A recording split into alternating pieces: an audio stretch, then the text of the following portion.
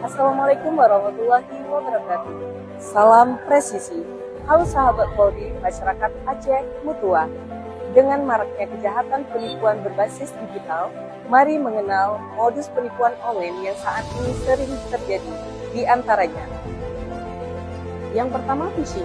Phishing merupakan penipuan online yang biasanya pelaku akan mengaku dari lembaga resmi melalui sambungan telepon, email, atau pesan teks. Mereka akan memanipulasi data korban supaya mau memberikan data pribadi yang akan digunakan untuk mengakses akun penting milik korban.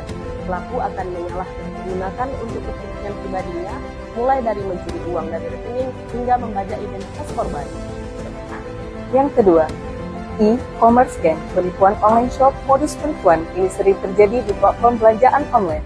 Pelaku membuat akun toko palsu yang menawarkan barang dengan harga murah dan memainkan trik penipuan segitiga, di mana penipu bertindak sebagai perantara antara penjual asli dan pembeli asli lainnya, menciptakan kebingungan dan mencuri uang dari salah satu pihak.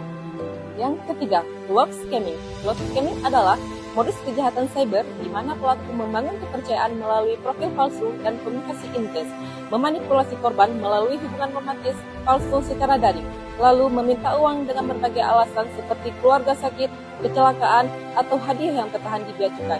Bahkan, ada yang mengancam akan menyebarkan konten intim atau seksual korban untuk pemerasan.